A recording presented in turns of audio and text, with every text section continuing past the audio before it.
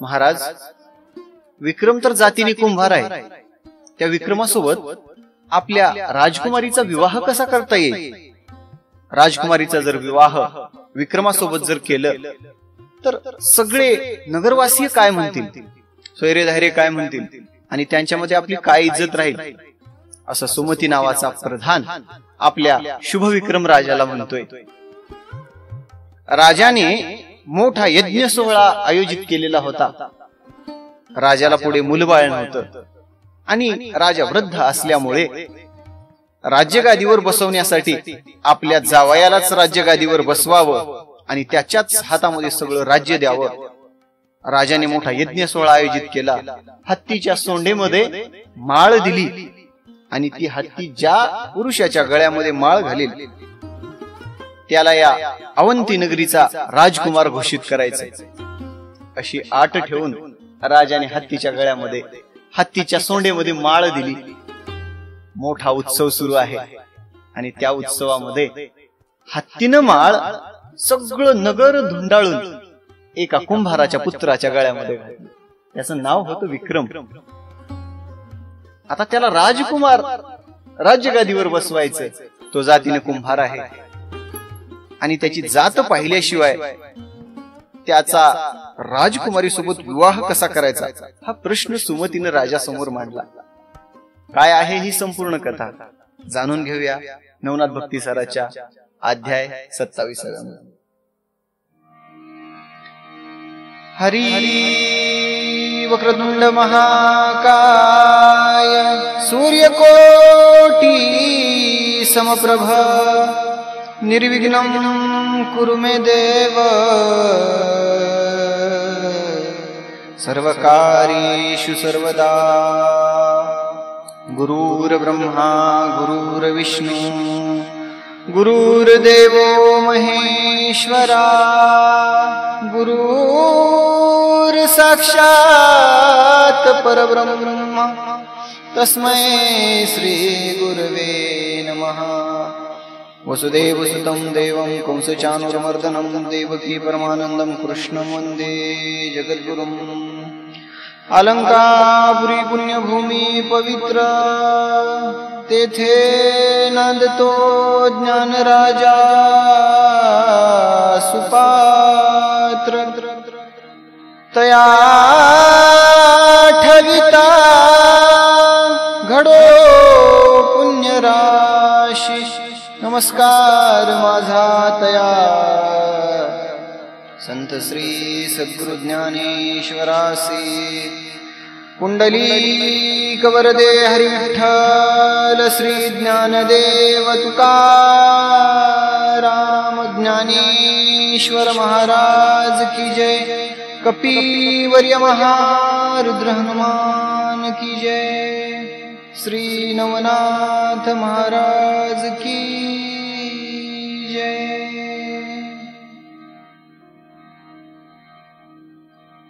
रामकृष्ण हरी. श्री गुरुला वंदन करून कथेला सुरुवात करूया. नवनाथ भक्तिसाराचा 27वा अध्याय. कालच्या अध्यायाची कथा भर्तरी आणि विक्रम एकत्र येऊन राहू लागले इथपर्यंत आपण पाहिलेली आहे.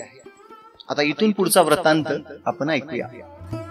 शुभविक्रम नावाचा राजा अवंती नगरीचा सगळा राजपाट सांभाळत आहे आणि राजाची सुंदर अशी राजकुमारी, राजाची मुलगी, तिचं नाव सुमेधावती.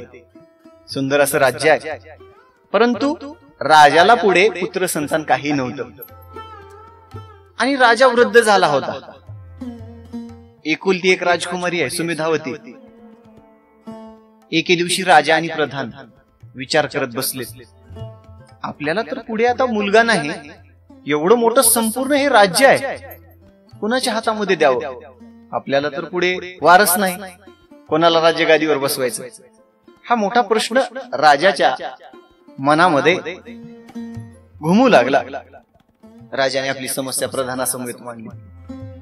सगळ्या विश्वासू प्रधानामध्ये ज्याच्या सोबत आपल्या जे फॅमिली मॅटर्स आहे डिस्कस करू शकेल असा विश्वासू प्रधान होता सुमती. सुमतीला म्हणतोय राजा, काय करावं लागेल आता? कुणाला राज्य गादीवर बसवावं? सुमतीनं म्हटलं, महाराज तेही बरोबरच आहे. काय करूया, आपण राजकुमारी सुमेधावतीसाठी सुंदर असा राजकुमार शोधून काढूया. त्याच्यासोबत राजकुमारीचा विवाह करून द्यावा आणि त्यालाच राज्य गादीवर बसवावं आणि या सगळ्या राज्याची धुरा त्याच्या हातामध्ये द्यावी. दोघांचं ठरलं. आणि मग राजाने म्हटला, या पृथ्वी तलावरती सगळं म्हणले आपल्या तोडीचा जावाई भेटणार आहे कुठं, आणि ह्याच्यामध्ये किती दिवस आपण व्यर्थ घालावेत, त्यापेक्षा आपण काय करूया, एक युक्ती मला सुचले. प्रधान बसलेला आहे. या ठिकाणी शुभविक्रम राजाने प्रधानाला सांगितलं, आपण काय करूया का, मोठ्या कार्यक्रमाचं आयोजन करू आणि त्या कार्यक्रमामध्ये अशी दवंडी देऊ राज्यामध्ये की त्या कार्यक्रमासाठी सगळ्यांनी उपस्थित राहायचं आहे.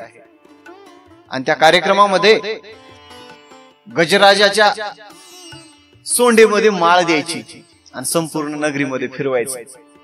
ज्या कोणत्या या ठिकाणी पुरुषाच्या गळ्यामध्ये हत्ती माळ घालील त्याला आपला राजकुमार म्हणून घोषित करायचं. सुमतीनं म्हटलं, महाराज चांगली आहे की आयडिया. काय करूया, आपण तुमच्या म्हणण्याप्रमाणे एका कार्यक्रमाचं आयोजन करूया आणि त्या कार्यक्रमामध्ये असं जाहीर करू की सगळ्या नगरवासी कार्यक्रमाला हजर राहा. ज्याच्या गळ्यामध्ये हत्तीमाळ घालील त्याला आपल्या राज्याचा राजकुमार म्हणून घोषित करण्याचं आयोजित करण्यात आलेलं आहे.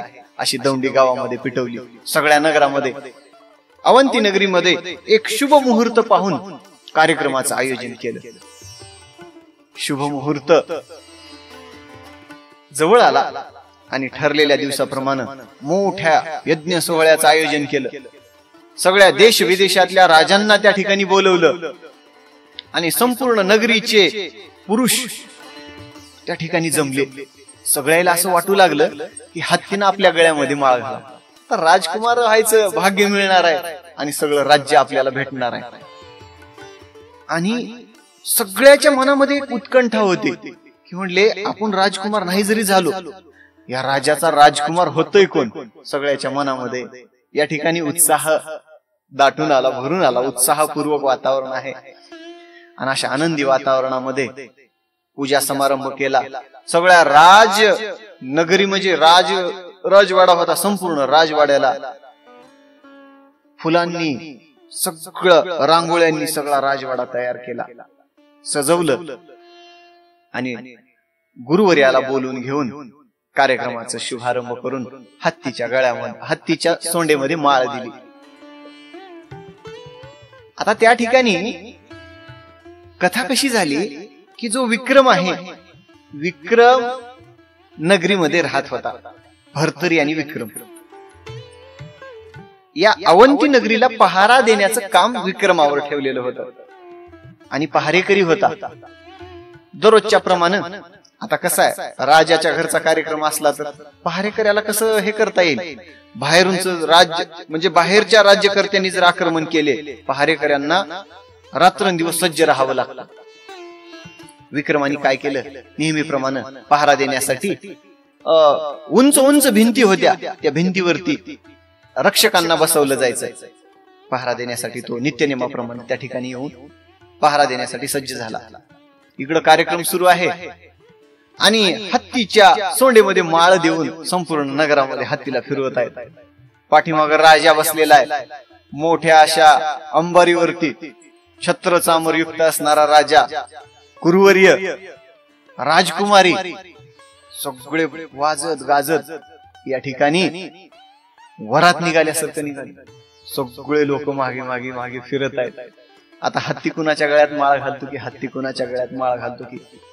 सुंदर सुंदर दिसणारे सगळे राजकुमार हत्तीला दिसत होते, परंतु विधीला जे करायचं होतं, जे घडवायचं होतं, कालच्या अध्यायामधली कथा अशी होती की चित्रमा नावाच्या गंधर्वाला ज्यावेळेस राक्षस रूप प्राप्त होऊन तो पृथ्वी तलावरती फिरत होता आणि सगळा वृत्तांत विक्रमाने ऐकून त्या राक्षसाला मारलं आणि त्याच्या रक्ताचा टिळा आपल्या माथी लावला होता.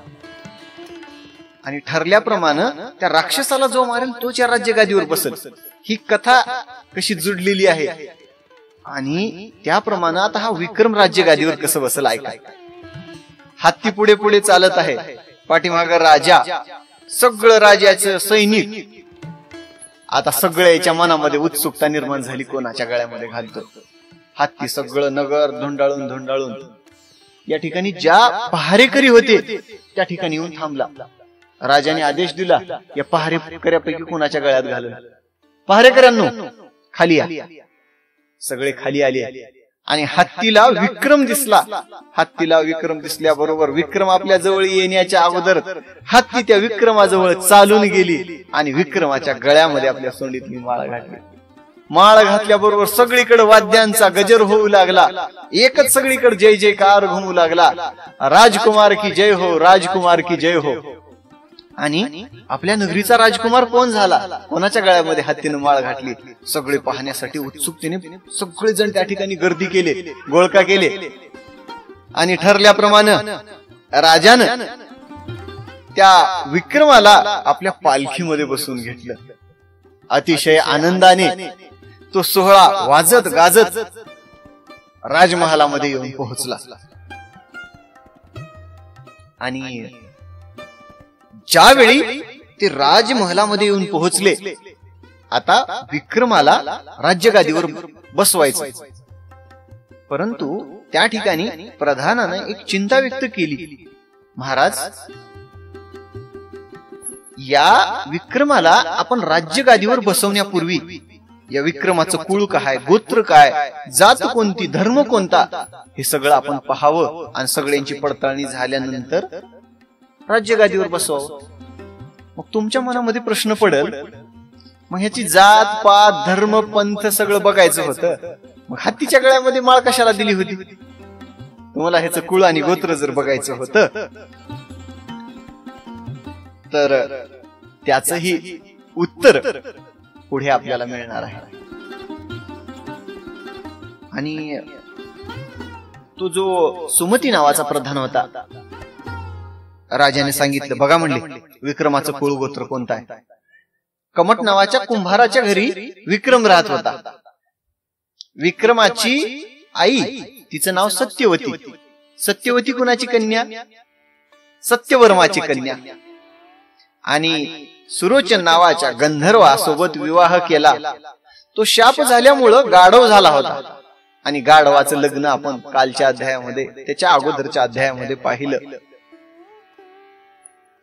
कमठानं सगळा वृत्तांत राजाला सांगितला. राजाजवळ कमट आला. सुमती प्रधान आहे.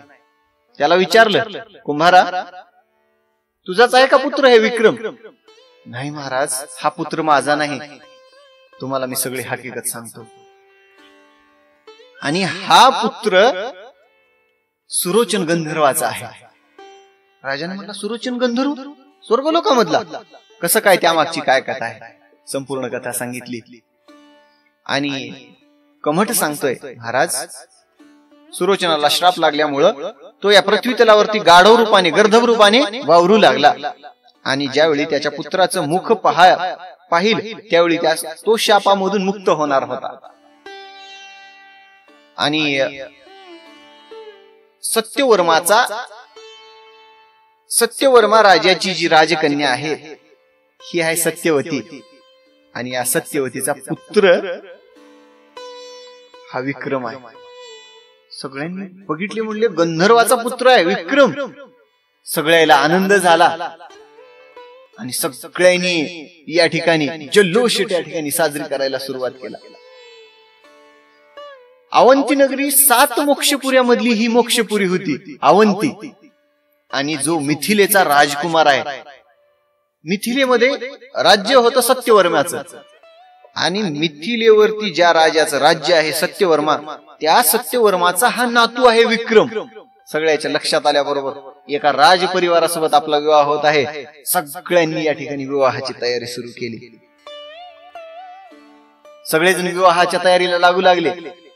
सजून धजून सगळ्या राजमहालाला सजवलं, संपूर्ण नगरीला सजवलं. आणि विवाहाची मोठ्या थाटात तयारी सुरू आहे. सगळं साहित्य आणलं. आता राजकुमारीचा विवाह होतोय. सुमेधावती अतिशय सुंदर आणि दिसणारी विलक्षण अशी सुमेधावती होती. राजाची एकुलती एक कन्या. आता काय बघायचे, लग्न झाल्यावर जावयाला सगळं हे राज्य मिळणार आहे. सगळा राजथाट लग्नाचा या ठिकाणी समारंभ सुरू आहे. आणि शुद्ध तिथी लग्नाची काढली आणि शुद्ध तिथीवरती विवाह मुहूर्त ठरवून लग्नाला सुरुवात केली. सगळ्या पाहुण्यांना बोलवलं आणि आपले जे व्याही आहेत, मिथिला नगरीचा राजकुमार सत्यवर्माला आमंत्रण पाठवलं. महाराज म्हणले, तुमच्या नातवाला आम्ही राज्यगादीवरती बसवत आहोत आणि सुमेधावती सोबत त्याचा विवाह करत असो. त्यांनाही आमंत्रण पाठवलं. मिथिला नगरीचा राजकुमार सत्यवर्मा आला. दोघेही सपत्नीक आले आणि आपल्या पुत्राच्या विवाहामध्ये सुरोचन गंधर्व व्यासला पाहिजे. लग्न म्हटल्यानंतर वडील लागतात. आणि स्वर्गामध्ये ज्यावेळी सत्यवतीनं डोळे झाकून त्याचं स्मरण केलं, पृथ्वी तलावरती प्रगट झाला सुरोचन नाव. सुरोचन आणि थाटामाटात लग्न सोहळा सुरू आहे. समारंभामध्ये सगळेजण आले, हातामध्ये अक्षता घेतल्या आणि वधूवराचं लग्न लावण्यासाठी सगळे सज्ज झाले. बघत बघत मंगलाष्टिका सुरू झाल्या. काय सुंदर या ठिकाणी गायक होते मंगलाष्टिका म्हणण्यासाठी. आणि मंगलाष्टिका सुरू झाल्या. शुभ मंगल सावधान सावधान, शुभ मंगल सावधान, स्वास्ति श्री गणनायकं गजमुखं मोरेश्वरं सिद्धितं बल्लाळो मुरुडं विनायकमहं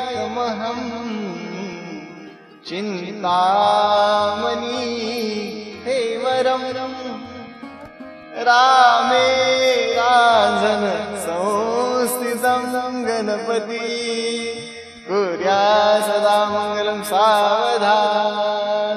तदेव लग्नं सुदिनं तदेव ताराबलं चंद्रबलं तदेव लक्ष्मीबलं तदेव. सुंदर प्रकारे या ठिकाणी विवाह सोहळा संपन्न झाला. सगळ्यांनी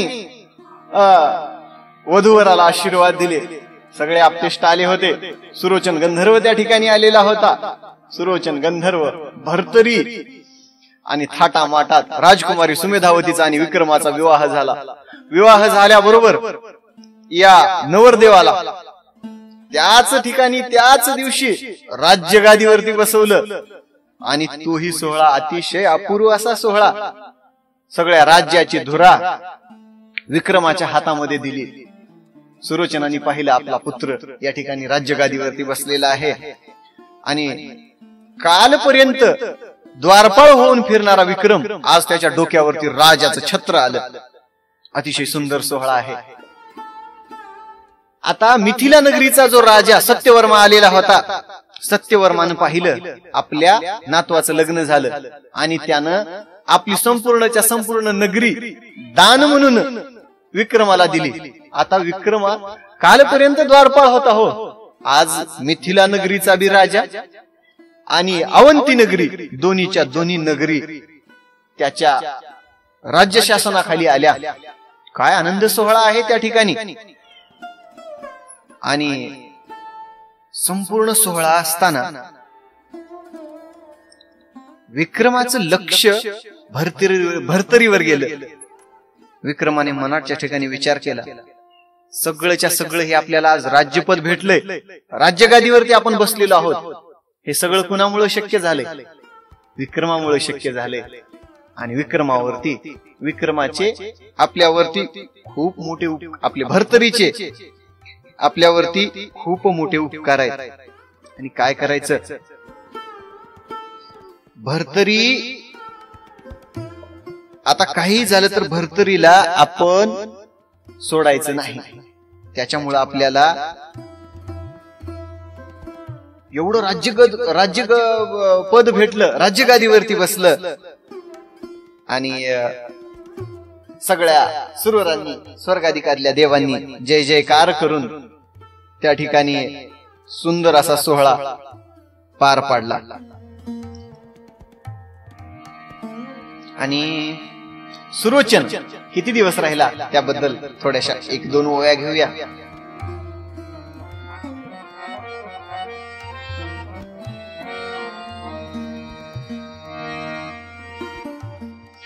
या परी एक मासाची आरुती, सुरोचन तोष विलासः सत्यवती. मग विचारुनी शुभ विक्रम राया प्रती, स्वस्थानासी पै गेला.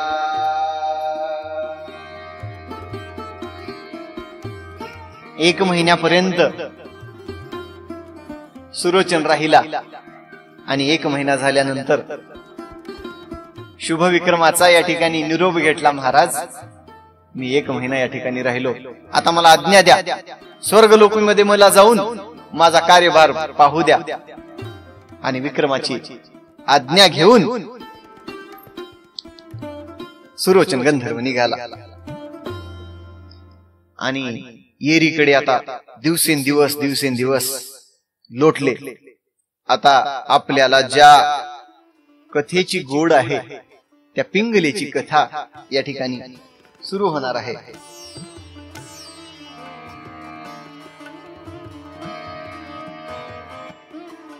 जैसा नवलक्ष नक्षत्रात ते जे मिरवे नक्षत्रनाथ, तेवी 12 शतात पिंगला नामे मिरवितसे. येरीकडे अवंतिकेत दिवसेंदिवस लोटले बहुत, पिंगला नामे स्वरूपवंत ऋतुकाळ पावली. आणि आता विक्रमाचा तर विवाह झाला. विक्रम राज्यगादीवरती बसला. आणि सगळंच्या सगळं हे भर्तरीमुळे झालं. म्हणून विक्रमानं काय केलं, युवराज पद भर्तरीला दिलं. भर्तरी हा सूर्याचा पुत्र होता. आणि त्याबद्दलची कथा आपण ऐकली आहे. ती कथा अधिक अध्याय न वाढवता आपण अध्यायाला सुरुवात करूया. खूप गोड अशी कथा आहे. विक्रमाचं राज्य सुरळीतपणे चालू आहे. भर्तरी युवराज पद भूषवित आहे. आणि भर्तरीचा विवाह झाला नव्हता. आणि सुमती नावाचा जो प्रधान आहे, सुमतीनं पाहिलं की म्हणले आपली सुलक्षण अशी कन्या आहे पिंगला, ऋतुकाळ तिचा या ठिकाणी आला. आणि म्हणले तिचा आपण विवाह भर्तरी सोबत लावून द्यावं. अतिशय सुलक्षण आहे, अतिशय या ठिकाणी स्वरूपवंत आहे, गुणवंत आहे. आणि या भर्तरीला आपला जावाई बनवून घ्यावं असं त्या प्रधानाच्या मनामध्ये विचार सुरू आहे. आणि त्यानं ठरवलं की आता भर्तरीला आपली कन्या अर्पण करायची. त्याचा विचार सुरू आहे. तोपर्यंत त्यानं त्याची दोघांची चर्चा सुरू आहे. ती वार्ता ऐकली त्या परीटानं. आणि त्यानं बाकाच प्रसंग उभा केला. परीट म्हणाला, महाराज तुम्ही म्हणला म्हणले भर्तरीला आपली कन्या द्यावं, परंतु एक गोष्ट लक्षात घ्या, भर्तरीची जात कोण आहे, जात कोणाची आहे तुम्हाला माहित आहे का? कोणत्या जातीचा आहे भर्तरी तुम्हाला माहित आहे का? आणि परीटानं असं म्हणल्याबरोबर सुमतीलाही वाटलं, बघावं म्हणजे काय कुळ गोत्र त्याचं काय. नगरामध्ये बऱ्याच जणाला विचारलं. आता आपली लेख द्यायचं म्हणल्यावर त्याचं कुळ गोत्र सगळं जाणून घेतलं पाहिजे. असं म्हणून सगळ्या नगरामध्ये बघितला. कुणाला काय भरतरी बद्दल काही पत्ता आहे का? कुणालाच भरतरी बद्दल काहीच माहिती नाही. सगळ्या नगरामध्ये फिरून बघितलं तर भरतरी बद्दल काही पत्ता लागला नाही. आता आपला भरतरीला आपली कन्यका द्यायची कशी, मोठा प्रश्न त्या सुमती पुढे निर्माण झाला. आणि आता आपण हुडकत बसणे म्हणले. काय आहे ते संपूर्ण माहिती भरतरीलाच विचारा. आणि बाबा तू कुठल्या कुळातला आहे, तुझं कुळ कोणतं, गोत्र कोणतं, जात धर्म सगळं विचारावं. भरतरी जवळ आला आणि प्रधान म्हणतोय, महाराज युवराज, आता माझ्या मनामध्ये एक प्रश्न आहे, विचारावं नाही विचारावं दुविधा अवस्थेमध्ये आहे आणि माझी हिंमतच होत नाही तुम्हाला तो प्रश्न विचारण्याची. आता भरतरीकडे युवराज होता, युवराज. आता युवराजाला त्याची जात विचारायची, कसं विचारावं? आणि सुमती म्हणतोय, महाराज आपल्या आई वडिलांविषयी माझ्याकडे काही समाचार नाही आणि आपला धर्म कोणता, कुळ गोत्र कोणतं मला विचारण्याची आपली हिंमत होणार नाही. भरतरी म्हणला, का बरं? म्हणला पोरगी देणार आहो का? म्हणला तुमची मुलगी देणार आहो का? म्हणला माझं कुळ गोत्र विचारायला. नाही म्हणली, महाराज सांगा तरी. भरतरीने सांगितलं, मी सूर्याचा पुत्र आहे आणि ज्यावेळी सूर्याचं रेत पृथ्वी तलावरती पडलं, 2 भागामध्ये विभाजित झालं. एका भागाचा अगस्ती झाला आणि दुसऱ्या भागाचा भरतरीच्या पात्रामध्ये पडलेला, त्यातून माझा दिव्य देह प्राप्त झालेला आहे. सूर्याचा सूर्यपुत्र आहे मी. आणि लहानपणी एका हरिणीनं माझं संगोपन केलं, पालन पोषण केलं. आणि हरिणी सोबत राहत राहत पुढे एका पारध्याने आणि त्याच्या पत्नीनं माझं संगोपन केलं. आणि माझा विवाह करण्यासाठी मी विवाह योग्य झाल्यानंतर जंगलामधून येत असताना चोरांनी त्या दोघांनाही पकडलं, दोघांनाही मारून मी पुन्हा त्या व्यापाऱ्यांबरोबर आलो. ते व्यापारी या अवंती नगरीमध्ये आले आणि अवंती नगरीमध्ये आल्यानंतर मला विक्रमासोबत राहण्याचं सद्भाग्य प्राप्त झालं. आणि मी आणि विक्रम राहत असताना विक्रमाला ज्यावेळी राज्यपद भेटलं त्यावेळी मला युवराज पद भेटलं. ही संपूर्ण कहाणी सांगितली. सुमतीला काही विश्वासच पटना गेला. आता एखादी माणूस म्हणला, मी देवाचा लोक कसं खरं वाटल? आणि म्हणले, महाराज आता ती हरिणी तर काही राहिली नसेल म्हणले इतकी दिवस, परंतु आता माझ्या मनामधली मी गोष्ट तुम्हाला बोलून दाखवतो. माझी सुंदर अशी सुलक्षण कन्या जी पिंगला आहे, त्या पिंगलेचा विवाह मी आपल्यासोबत करून देण्याचं ठाम निश्चय घेतलेला आहे आणि माझी मी पिंगला मी तुम्हाला देणार आहे. काय करा? आता ही सोयरिकीचं चालू आहे म्हणले बोलणं. सोयरिकीच्या बैठकीला तुमचा पिता पाहिजेत की म्हणले. भरतरीने म्हणला, त्याला काय म्हणले, लगेच मी आता माझ्या पित्याला बोलून आणतो, भरतरीची परीक्षा पहावी. आणि भरतरी खरं बोलतोय का खोटं? प्रधान बी हुशार होता हो. आणि म्हणले, बोलवा म्हणले तुमच्या वडिलांना. लगेच हो का, हे काय म्हणले, आता लगेच क्षणार्धामध्ये बोलवतो. भरतरी अंगणामध्ये बाहेर आला, वर सूर्यनारायणाला पाहिलं, हात जोडले आणि मनोभावानं वंदन करून सूर्यनारायणाला भरतरी म्हणतो, महाराज जर मी खरंच तुमचा पुत्र असेन आणि खरंच जर तुम्ही माझे पिता असाल तर माझ्या या मंगल प्रसंगी लग्नाची या ठिकाणी बैठक सुरू आहे, बैठकीला तुम्ही उपस्थित राहिलंच पाहिजे. असं म्हटल्याबरोबर आपला पुत्र आपल्याला बोलवत आहे. सूर्यदेवतांनी पाहिलं आणि क्षणार्धामध्ये त्या ठिकाणी प्रगट झाले. दिव्य तेज. आता सूर्य जी पृथ्वी तलावर आल्यावर काय अवस्था, आपली जी दाहकता आहे ती दाहकता कमी केली थोडीशी. आणि सुमतीला सूर्याचं तेज सहन होतंय का? आणि संपूर्ण असा शीतळ देह केला सूर्यदेवाने. प्रत्यक्षात भरतरी सूर्याचा पुत्र आहे म्हणल्यावर अरे बाप रे म्हणलं आपलं अहोभाग्य. आणि आपली सोयरीक प्रत्यक्षात देवादिकांसोबत आपलं या ठिकाणी सोयरीक होणार आहे. अतिशय आनंद झाला सुमतीला. सूर्यदेवताचे मनोभावे वंदन केलं, पाया पडला आणि म्हटला, महाराज माझ्या मुलीचा विवाह आपल्या पुत्रासमवेत होणार आहे आणि खरंच मी धन्य धन्य होणार आहे आणि माझं अहोभाग्य, या विवाहाला माझी काही हरकत नाही.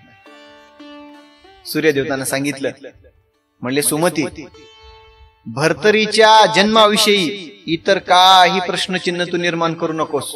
भर्तरी हा माझा पुत्र आहे आणि त्या आपली कन्या तू भर्तरीला कन्यादान दे.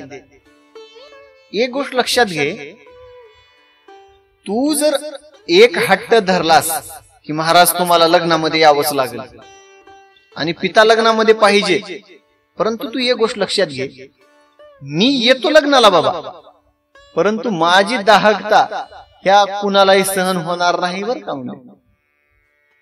आणि तू जास्त आग्रह धरू नकोस आणि भर्तरीच्या बद्दल जे काही शंका कुशंका तुझ्या मनामध्ये सगळ्याच्या सगळ्या काढून टाक आणि तुझी कन्यका पिंगला भर्तरीला अर्पण कर. सगळा वृत्तांत सूर्यनारायणाने या ठिकाणी सुमतीला सांगितला आणि सूर्यनारायण त्या ठिकाणाहून अंतर्धान पावले. प्रधानाला आता काय खुशी, काय त्याला आनंद व्हायलाय. आता काय सांगावं त्या प्रधानाचा आनंद गगनामध्ये मावना. प्रत्यक्षात सूर्यनारायणाचं दर्शन झालं. काय म्हणले, आपलं भाग्य आहे आणि साक्षात सूर्यदेवतांनी दर्शन देऊन मला कृतकृत धन्य केलं. लग्नाची तयारी केली. या ठिकाणी ब्राह्मणाला बोलवून लग्नाचा मुहूर्त काढला आणि आपलं जे राजा त्रिविक्रम आहेत, विक्रमाला सांगितलं, महाराज माझी जी कन्या आहे पिंगला, तिचा विवाह आपले जे युवराज आहे युवराजा समवेत करावं म्हणतोय.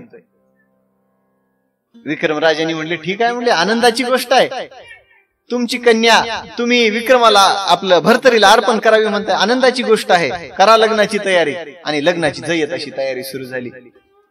विक्रमाचंही लग्न झालं होतं, आता भर्तरीचंही लग्न करून टाकावं. विक्रमाने म्हणला, बरं झालं, या ठिकाणी आनंद उत्सव या नगरीमध्ये सुरू आहे.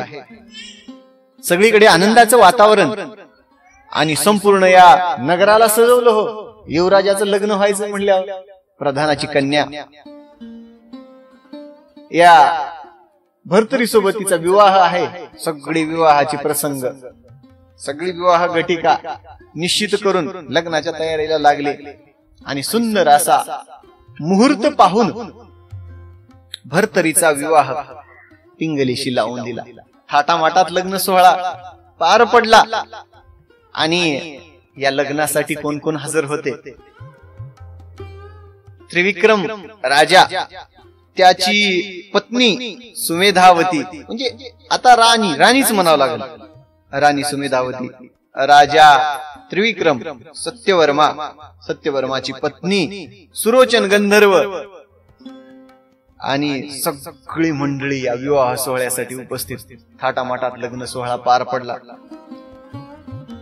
आणि भर्तरीचा संसार सुखाने चालू लागला. दिवसामागून दिवस उलटून गेली आणि भर्तरीचे या पुढे अनेक विवाह झाले. 1200 विवाह झाले भर्तरीचे. परंतु सगळ्यामध्ये आवडती राणी जी भर्तरीची होती पिंगला होती. आणि पिंगलेवर एवढा जीव होता भर्तरीचा, काय सांगावं महाराज. त्याच्याबद्दलच्या जर ओव्या वाचत बसलो आपण, आपल्याला रात्र पुरायची नाही हो. इतका गोड आणि असं सुंदर असं वर्णन ग्रंथकर्त्यांनी केलेलं आहे. आणि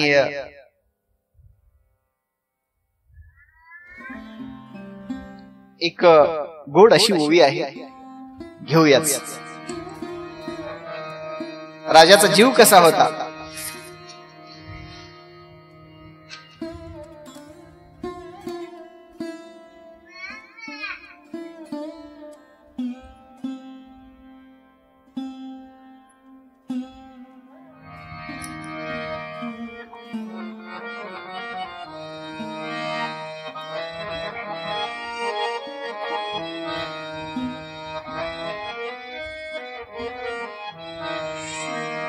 एके दिवशी राजा दरबारामध्ये बसलेला आहे आणि युवराज भर्तरी बसलेला आहे. दरबारामध्ये खटले सुरू आहेत आणि खटले दरबारामध्ये सुरू असताना भर्तरी एकांत चित्ताने बसलेला आहे. सगळा मोठा राजनिवाडे होत आहेत. विक्रम राजनिवाडे करत आहेत. कोणी आपली काही तक्रार घेऊन येत आहे, महाराज माझी ही तक्रार आहे, कोणी काही तक्रार घेऊन येत आहे, अशी तक्रार सुरू आहे. परंतु त्या संपूर्ण अशा दरबारामध्ये भर्तरीचं काही मन रमायला तयार नाही.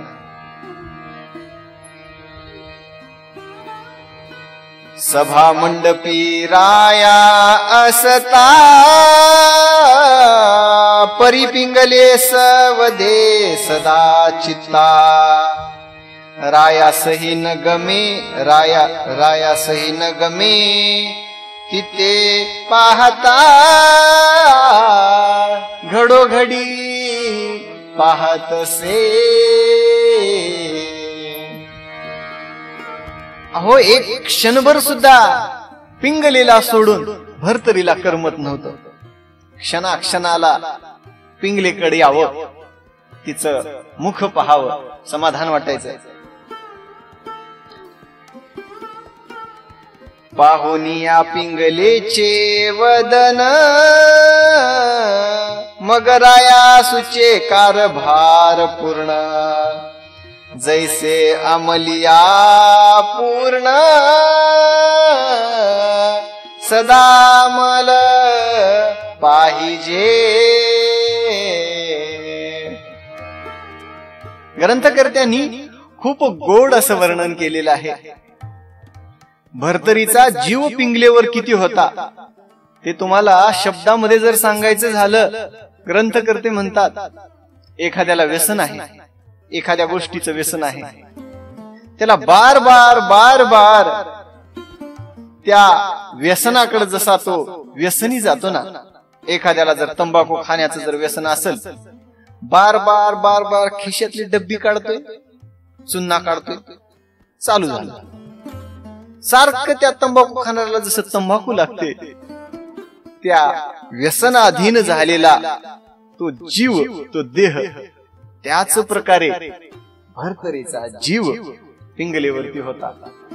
पिंगला म्हणावं, पिंगला पिंगला पिंगला माझी पिंगला. लय जीव हो, काय सांगा होता. भांडणच व्हायची नाही बघा त्या दोघांमध्ये.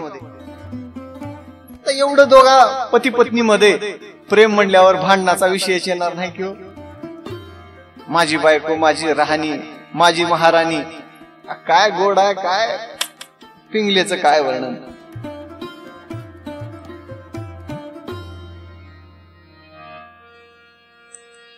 तन्याये उभय तांशी ऐक्य प्रीती वर्ते प्रपंचासी.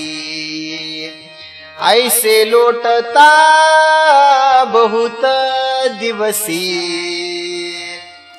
वय अर्धे पातले.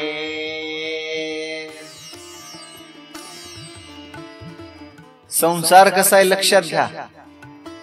हा जो भर्तरी आहे का, द्रुमिल नारायणाचा अवतार आहे. भगवान श्रीकृष्णांनी सभा घेऊन सगळ्यांना सांगितलं होतं, सगळ्या नवनारायणांना बोलून, करभाजनांना सांगितलं, कविनारायणांना सांगितलं, हरिनारायणांना, प्रत्येकाला अवतार कार्य भगवान श्रीकृष्णांनी दिलेलं होतं, सांगितलेलं होतं. यांचा सगळ्यांचा अवतार कशासाठी होता?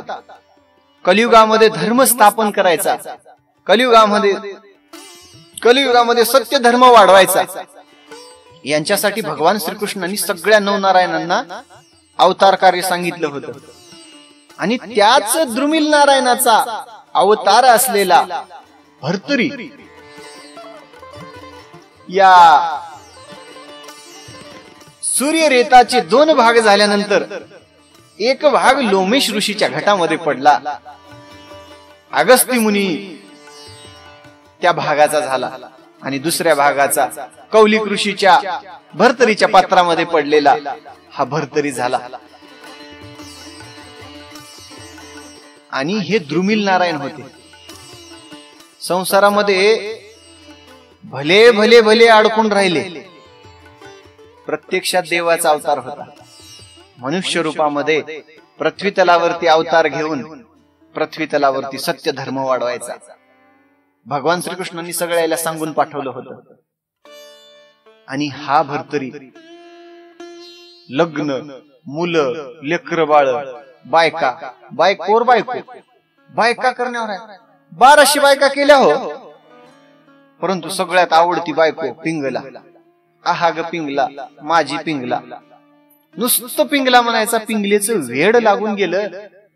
आणि ग्रंथकर्ते सांगतात, बघत बघत भर्तरीचं अर्ध आयुष्य निघून गेलं.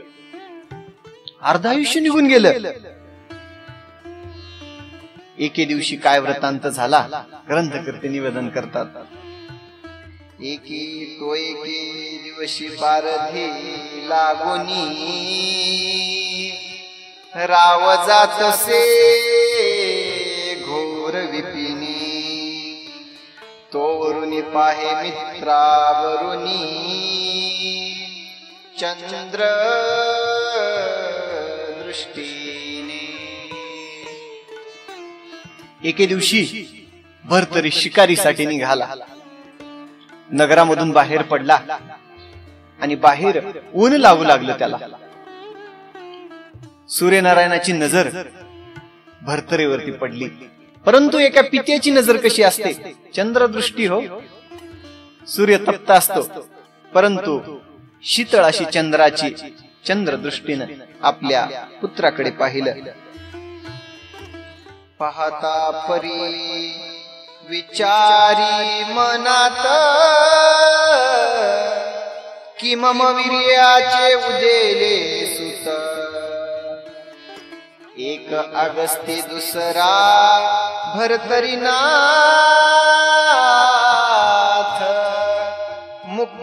मृत्युभूमी कारणे.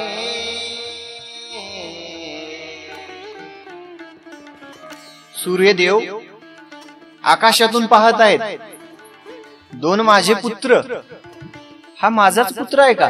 भर्तरी जो या संसार चक्रामध्ये अडकलेला आहे. आणि म्हणले काही कारणास्तव या मृत्यू लोकामध्ये आलेला आहे. सगळ्याच्या सगळं कारण विसरला का काय? संसारामध्ये लागला का काय भर्तरी? आणि एका पित्याला आपल्या पुत्राविषयी काळजी वाटते. पुत्राविषयी प्रेम असतं, पुत्रावरती माया असते. आणि आपल्या पुत्राचं कल्याण व्हावं प्रत्येक पित्याला वाटतं. आणि सूर्यदेव पुढे विचार करतात. परी त्यात अगस्तीने हित केले. चपळपणाने स्वयंभरिले. परी भर्तरीचे मन गुंतले. राज्य वैभवा कारणे. 2 माझे सूत आहेत आणि एकानं कल्याण करून घेतलं. अगस्ती स्वतःच्या देहाचं कल्याण करून घेतलं. आणि माझा हा दुसरा पुत्र आहे. राज्यवैभवामध्ये गुंग होऊन राहिला, राज्यवैभवामध्ये अडकलाय. आणि माझा पुत्र हाच माझा पुत्र आहे का, जो या अशाश्वत अशा या राज्य सुखामध्ये राज्यवैभवामध्ये अडकून राहिलेला आहे? काय करावं म्हणले. तरी अहिताचा विषय प्याला. राया भर्तरीस गोड वाटला. हिता लागी सर्वस्व चुकला. अचल पद तोची राया.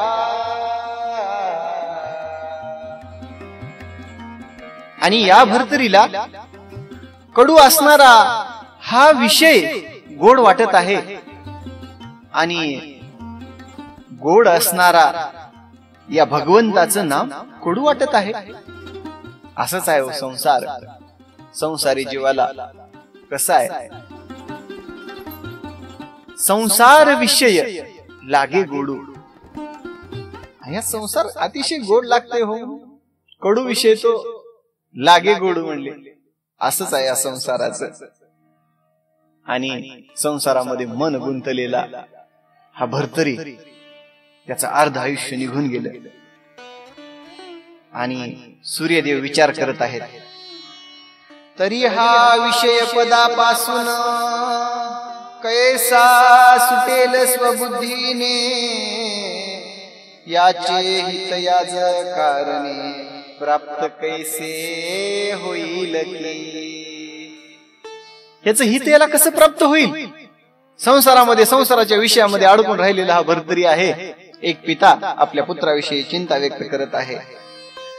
नवनाथातील अवतार घृमिनारायण महाथोर, परिवेष्टीला विषय तिमिर सुटेल कैसा कळेना. नवनारायणामधला अवतार आहे आणि तुच्छ अशा विषयामध्ये अडकून आहे. कसा सुटेल. सूर्यदेव काळजी करत आहेत. ऐसा मोह उपजोनी पोटी, उतरता झाला मही तळवटी. अनसुयात मजाची घेऊन भेटी, वर्तमान निवेदिला. सूर्यदेवानी आकाश मार्गावरून खाली आले आणि आपल्या पुत्राची चिंता, आपल्या पुत्राबद्दल असणार प्रेम, आपल्या पुत्राबद्दल असणारा मोह सूर्यदेवाला आवरला नाही. पृथ्वी तलावरती उतरले आणि दत्तात्रय महामुनींच्या भेटीसाठी लगबगीने गेले. मने महाराजा योगद्रुमा, काम वेधला आहे आम्हा, तरी त्या कामाची सत्य भावना ऐकून घेई महाराजा. दत्तात्रयाला मनोभावे वंदन केलं. श्री गुरु दत्तात्रयांचं या ठिकाणी दर्शन घेऊन दोघांनाही संतोष वाटला. सूर्यदेव म्हणतात, दत्तात्रेया, माझ्या मनामध्ये एक प्रश्न उद्भवला आहे आणि मी एक कार्य घेऊन तुमच्याकडे आलेलो आहे. तुम्ही विजय प्रताप ध्वज मिरवला मही तेज पुंज, तरी मिरवला मम आत्मज मचिंद्रा समान भरतरी. म्हणले महाराज, विजय प्रताप ध्वज आणि मचिंद्रनाथांनी आपल्या देहाचं कल्याण करून चिरंजीव होऊन पृथ्वी तलावरती भ्रमण मचिंद्रनाथ करत आहेत. आणि त्याचप्रमाणे माझ्या पुत्राचं तुम्ही कल्याण करा. माझा भरतरी आहे तुच्छ अशा संसारामध्ये, तुच्छ अशा विषयामध्ये रममान झालेला आहे आणि त्याला या संसारामधून बाहेर तुम्हीच काढू शकता.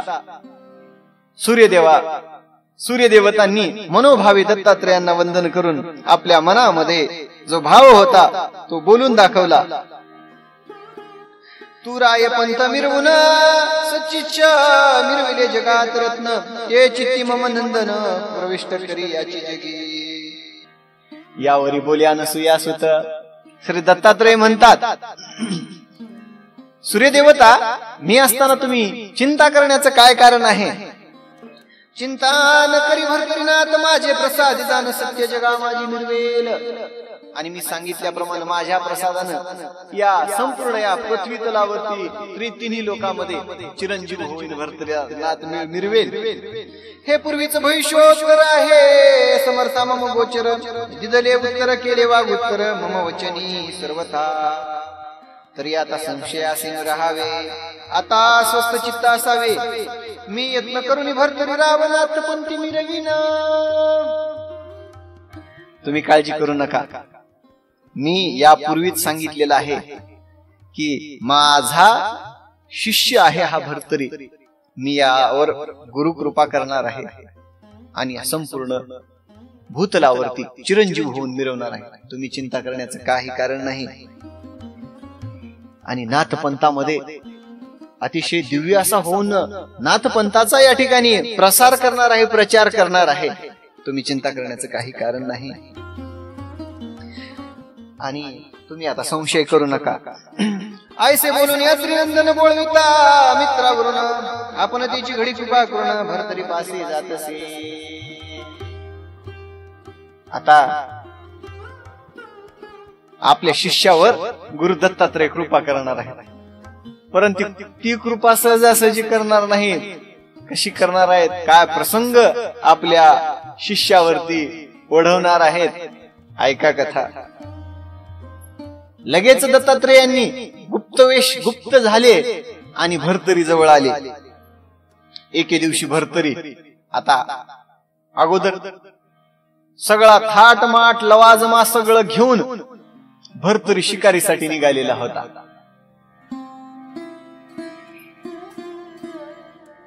तो येरीकडे भरतरी रूपती पार दिसतव कानना प्रती मृग ये करिता हिंडे निघुती नानावने उपवनादी.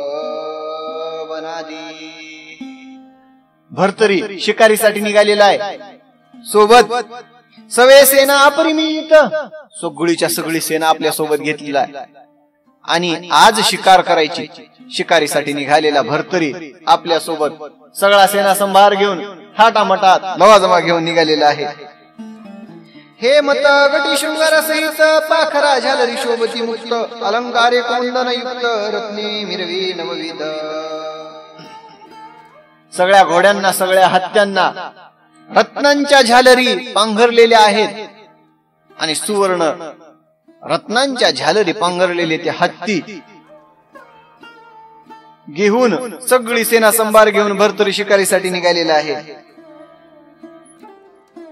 अहो ते हयन म्हणुवाचे रत्न उदेले उददी उदराचे तेनी इंदिरा हर्षणी नाचे बंधू म्हणून शृंगारी.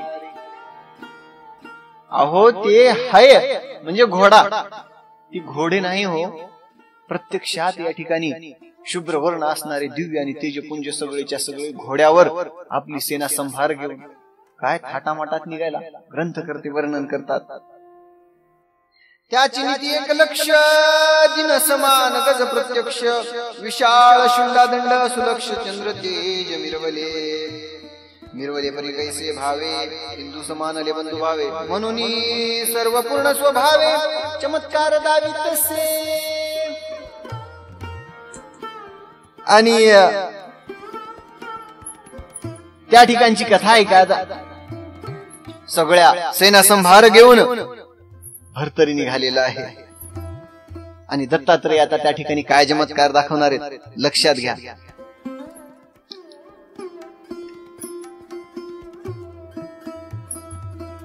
आणि संपूर्ण असा हा वृत्तांत दत्तात्रय मुनी सोबत फिरत आहेत भरतरीच्या. आणि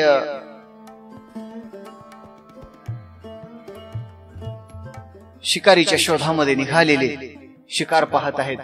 शिकार तर एका राजाला करायचे, परंतु सगळा सेना संभार सोबत कुठंच शिकार भेटली नाही. सोबत सगळा सेना संभार आहे. निघाले निघाले मजल दर मजल करीत निघाले, जंगलामधून दुसऱ्या जंगलात, ह्या जंगलातून त्या जंगलामध्ये फिरत फिरत एका घनदाट अशा अरण्यामध्ये येऊन बघितले. घनदाट असं अरण्य आहे, सगळीकडे बघितलं, म्हणजे काय झाले आज, कुठं पशु दिसना कुठं पक्षी दिसना, आणि शिकार करावी तरी कशाची करावी. परंतु त्या वनामध्ये फिरत असताना तप्त असा उन्हाळा, आणि उन्हाळ्याच्या दिवसामध्ये शिकारीसाठी निघालेले सगळेच्या सगळे शिकार तर काय भेटले नाही. सगळ्यांना तहाना लागल्या, सगळ्यांचे नरडे, सगळ्यांचा घसा कोरड पडली सगळ्यांच्या घशाला, आणि सगळेजण इकडं तिकडं पाणी प्यायला मिळालं तर बरं होणार आहे. हार व्यापिले त्रशी करून कोणी सोडू पाहती प्राण, कोणी हिंडोनी रानो रान लवन जीवन पाहती. रानोरानामध्ये फिरत आहेत, सगळ्यांना एवढी तहान लागली, कुणाचा जीव जातो का काय असं सगळ्यांना वाटू लागलं. आणि अशा या अवस्थेमध्ये क्षुधान म्हणजे या सगळे या तृषाकांत होऊन तळमळ तळमळ करीत आहेत. कोणी गवत उपसून खाऊ लागले, कोणी झाडाचा झाडपाला खाऊ लागले तहान भागवण्यासाठी. आणि अशा या भीषण अवस्थेमध्ये सगळ्यांना तहान लागली. सगळे सैनिक उडत आहेत आणि राजाने काय केला, आता या ठिकाणी पाणी कुठं भेटतंय का पाहावं. दत्तात्रयांनी काय केले, मुनिवेश धारण केला, सुंदर असं सरोवर तयार केलं आणि त्या सरोवराच्या तटी म्हणजे सरोवराच्या भोवती मोठे मोठे वृक्ष, सरोवरामध्ये सुंदर कमळे शोभती, कमळांची फुलं सरोवरामध्ये आहेत. सगळे सर्व पाण्यामधले प्राणी मासे तयार केले आणि सरोवर तयार करून दत्तात्रय मुनी एका साधूच्या वेशामध्ये सरोवराच्या भोवती बसले. शीतळ छाया शीतळ जीवन सरोवर मिरवली गहिवरपणे, तटी पर्णकुटी करुण अत्री आत्मज मिरवला. सुंदर अशी पर्णकुटी तयार केली, झोपडी, आणि दत्तात्रय महाराज त्या ठिकाणी बसले. तो एकीकडे नृपनाथ क्लेश हिंडता काननाथ, पाण्याच्या शोधासाठी राजा पूर्ण वनामध्ये फिरत आहे. आणि या ठिकाणी येऊन पाहिलं तो सरोवर ठाई देखून अकस्मात एकटाची पातला. राजाने सरोवर बघितलं आणि राजा एकटाच त्या सरोवराच्या ठिकाणी आला. सुंदर असं सरोवर आणि त्या ठिकाणचा वृत्तांत कसा आहे बघा. आता म्हणले आपल्याला सरोवर दिसले आणि आता आपण या सरोवराचं पाणी पिऊन आपली तहान भागवावी म्हणून राजा सरोवराजवळ आला आणि त्या सरोवरामधलं एक अंशुमन असं ओंजळभर पाणी घेतलं आणि तो पाणी असं पितो. ह्याच बरोबर दत्तात्रय साधूचा वेश घेऊन बसले होते. हे म्हणले, कोण आहे रे तिकडे? घाबरला राजा, पाणी दिलं टाकून. अरे बाबा म्हणला, कोण आहे की म्हटला, काय भानगड आहे की बघावं. अरे अरे वाचे म्हणून म्हणेन स्वीकारी माझे जीवन, तू कोणाचा आहेस कोण आधी माते सांगे की. येरी पाहुणी देहाते भय दाटला कोणात काही न बोले, चिंतित टकमका पाहत असे. आणि मोठा तो आवाज ऐकला, इकडं तिकडं टकमक बघू लागला आणि काय बोलावं काही सुचना. दत्तात्रय साधूच्या वेशात म्हणतात, अरे म्हणले कोण आहेस, बोल, तोंड आहे का नाही तुला बोलायला, सांग म्हणले काय. आणि राजा जवळ गेला. पाणी प्यायचं नाही म्हणलं त्या सरोवराचं, ती माझं सरोवर आहे आणि त्या सरोवराचा पाण्याचा अधिकार संपूर्ण माझाच आहे. आणि जो कोणी या ठिकाणी पुण्यवंत मनुष्य आहे, ज्यानं त्याच्या आयुष्यामध्ये गुरु केलेला आहे, तोच त्या पाणी पिण्याच्या योग्य आहे. आणि तू कोण आहेस, तुझा वृत्तांत काय आहे, सगळीच्या सगळी हकीकत मला सांग. माता पिता गुरु सहित सांगून करी उदिक पानात ये ना तरी सेविता पावसी मृत्यू जीवन येतेची हे राया. तुझे माता पिता कोण आहेत, तुझा गुरु कोण आहे, सगळा तुझा वृत्तांत मला सांग आणि मगच पाणी पे. नाहीतर तू जर पाणी पिलास तर क्षणार्धामध्ये मृत्यू पावशील. तू स्पर्श केलिया पाणी सगळं तो य जाईल आटोनी, नि गुरुत्वाचा विटाळ मानूनी तो य त्रासा पावेल. आणि येरी म्हणे गुरु कोण, भरतरी म्हणे नाही अजून, ऐसे कुणी अत्रिनंदन बोलता झाला तयासी. महाराज, मी मिथिला आणि अवंती नगरीचा राजा, जो राजाचा मी युवराज आहे आणि माझं नाव भरतरी आहे. माझं या ठिकाणी लग्न झालेलं आहे, परंतु मी अजून या ठिकाणी गुरु केलेला नाही. येरी म्हणे गुरु कोण, भरतरी नाही म्हणे अजून ऐसे बोलता झाला तयासी. त्या गुरुनी म्हणले, तुला गुरु नाही का? नाही म्हणले, तू पापिष्ट आहेस. ऐसे बोलता त्रिनंदन भरतरी करीत मन मने महाराजा दृश्य प्राण जात आहे माझा की. तू गुरु नाहीस, तू पापी मनुष्य आहेस. आणि तू जर या पाण्याला स्पर्श जर केलास आणि पाणी जर पिलास, सगळ्याचा सगळा सरोवर आटून जाईल. पापी आहेस, तुझ्या आयुष्यामध्ये गुरु नाही. आता इकडे राजाचा तर जीव तळमळ तळमळ करू लागलाय, कधी एकदा पाणी पितो का काय, असं राजाचा जीव झालाय. आणि दत्तात्रेयांनी सांगितलं, साधू वेशामध्ये आहेत, तुझ्या आयुष्यामध्ये गुरु नाही, तुझं जीवन व्यर्थ आहे आणि तू पापी मनुष्य आहेस, जा म्हणले, तुला पाणी पिण्याचा अधिकार नाही. आणि म्हणले, महाराज काय करून, कृपा करून म्हणले काहीही करा, परंतु या ठिकाणी मला आपण पाणी पिण्याचं काहीतरी करा म्हणले नियोजन. आणि म्हणले, गुरु केल्याशिवाय पाणी पिण्याचा अधिकारी त्या ठिकाणी कुणाला नाही. महाराज काय करू ते तुम्हीच सांगा. दत्तात्रेयाला भरतरी म्हणतो, महाराज आता या ठिकाणी परिस्थिती काय आहे तुम्ही समजून घ्या, ह्या टायमाला मला गुरु कुठं भेटणार आहे, आणि कृपा करून काय करा, तुम्हीच माझ्यावरती अनुग्रह करा आणि तुम्हीच मला आपला शिष्य म्हणून घ्या. आता ते दत्तात्रेय होते गडे. म्हणले, आता तुझ्या जीवनामध्ये कठीण प्रसंग आला आणि सगळं अर्ध आयुष्य संपलेलं असताना आता गुरु करायला निघालास. अरे म्हणले, मी असा तसा गुरु आहे का? स्वर्गामधले देव लाईन लावून थांबलेले आहेत म्हणले तेव्हा तिकडं मला गुरु कर म्हणून, माझ्या मागे लागलेले आहेत, परंतु मी आतापर्यंत कुणाला सुद्धा दीक्षा दिली नाही आणि तुला मी दीक्षा देईन का? भरतरी पुन्हा एकदा म्हणाला, महाराज मी तुमच्या पाया पडतो, काहीही करा, परंतु आपला शिष्य म्हणून मला कृपा करून पदरी घ्या. दत्तात्रेयांनी म्हणजे त्या साधू वेशामध्ये आहेत, छे म्हणले जमत नाही, माझा गुरु, मला गुरु म्हणून करून घेण्यासाठी त्या तोडीचा शिष्य पाहिजे, त्या शिष्याची ती पात्रता आहे, मला बघावं लागते. आणि म्हणले, राजा तुला एक संधी आहे, तुला मी शिष्य बनवून घेतो, परंतु त्यासाठी एक अट आहे. म्हणजे महाराज कोणती अट आहे ते सांगा. आता दत्तात्रेयाला शिष्य करून घ्यायचा होता की. राजा येऊन साधूच्या चरणावर गडबडा लोळू लागला, काही करा महाराज, माझा जीव जाण्याची वेळ आलेली आहे, माझ्या या शरीरातून प्राण जाण्याची वेळ आहे, आणि अशा या कठीण प्रसंगामध्ये आपला शिष्य बनवून घ्या आणि कृपा करून माझ्यावरती अनुग्रह करा. दत्तात्रेयांनी सांगितलं, मी तुला शिष्य बनवून घेईन, तुला अनुग्रह देईन, परंतु तुला सगळा संसार सोडून या ठिकाणी तुझ्या या शरीराचे भरपूर पाप झालेले आहेत, पाप कर्म तुझ्या हातून झालेले आहेत, 12 वर्ष तुला तपश्चर्या करावं लागेल, आणि 12 वर्ष तपश्चर्या केल्यानंतर तुला मी अनुग्रह देईन, बघ तुला मान्य आहे का?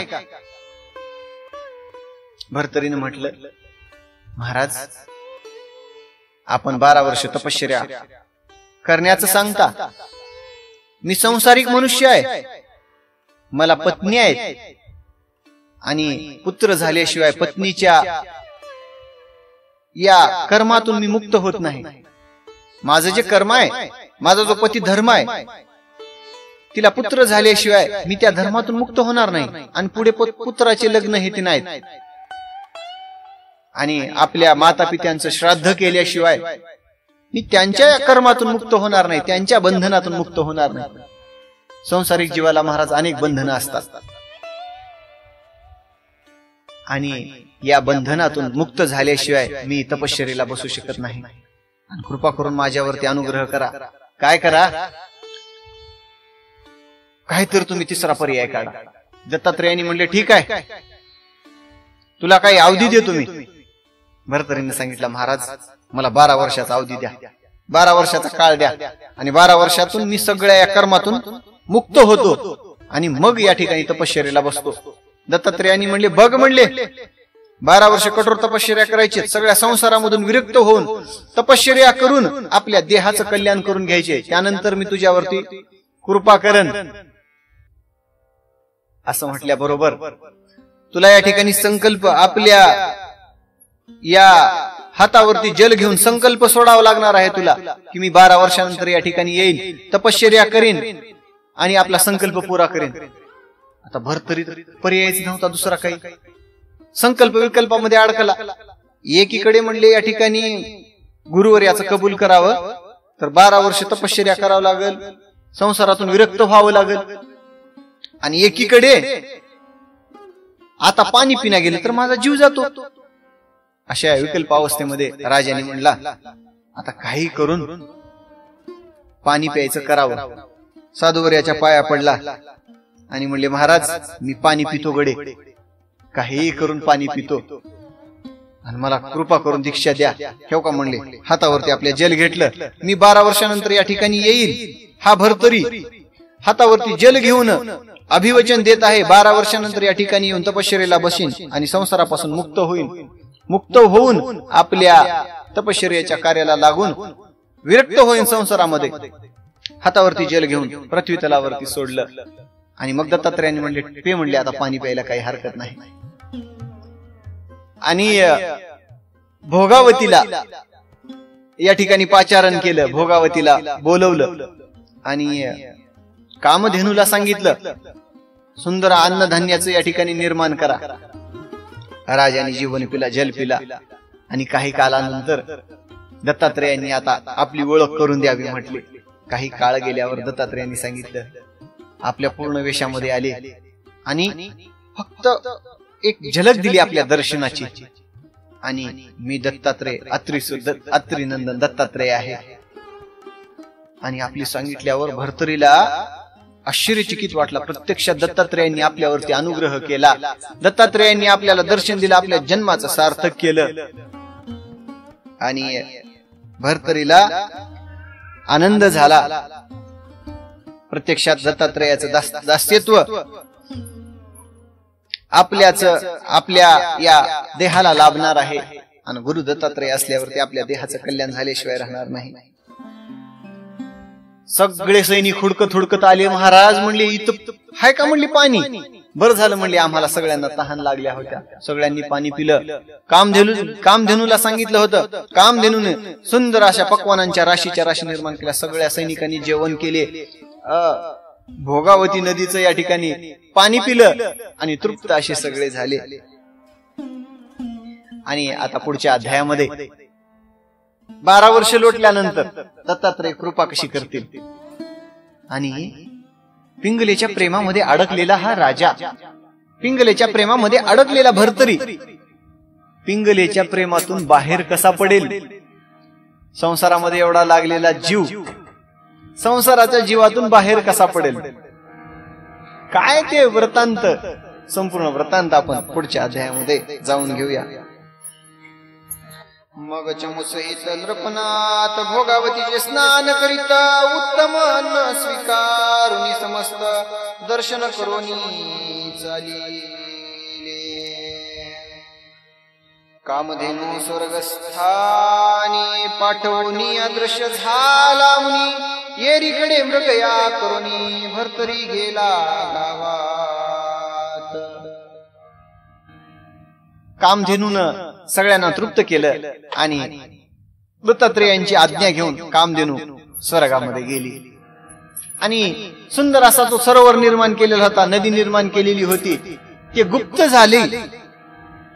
आणि बाकीची उर्वरित कथा आहे पुढच्या अध्यायामध्ये ऐकूया. अतिशय गोड आणि दिव्य स्वरूपाचा असणारा हा पुढचा अध्याय आहे.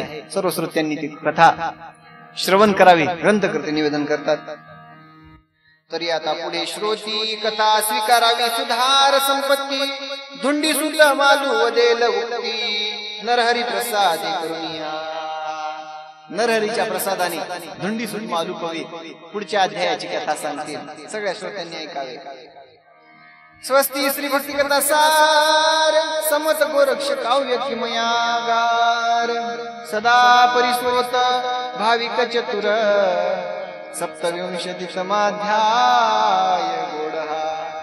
पुंडली कवरदे हरी विठ्ठल श्री ज्ञानदेव तुकाराम. ज्ञानेश्वर महाराज की जय. कपिवर्य महारुद्र हनुमान की जय. अवधूत चिंतन श्री गुरुदेव दत्त वासुदेव हरी. सुंदर असा रसाळ अध्याय आपण सर्वांनी श्रवण केलेला आहे. आणि आपण जर इथपर्यंत ऐकलेला असाल तर आपल्याला या अध्यायाची फलश्रुती नक्की मिळालेली आहे. नवनाथ भक्तिसाराच्या 27व्या अध्यायाची फलश्रुती अशी आहे. या ठिकाणी ग्रंथकर्ते सांगतात 27व्या अध्यायाचं मनन श्रवण पठन केलं असता हरवलेली वस्तू किंवा पूर्वी जर अधिकार एखादी आपला नाहीसा झालेला असेल, पद गेला असेल, तर ते पद पुन्हा प्राप्त होईल. कोणी जर पदच्युत झाले असेल, त्याला पदावून जर काढून टाकलेलं असेल, तर ह्या अध्यायाच्या श्रवणाने पठनाने आणि मनन केल्यानं त्याला या अध्यायाची फलश्रुती मिळणार आहे. आजची कथा कशी वाटली अवश्य आपल्या प्रतिक्रिया कळवा. चॅनलला लाईक करा, शेअर करा, सबस्क्राईब करा आणि बेल आयकॉन प्रेस करा, जेणेकरून पुढचा अध्याय तुम्हाला सर्वात अगोदर मिळेल. रामकृष्ण हरी. आदेश.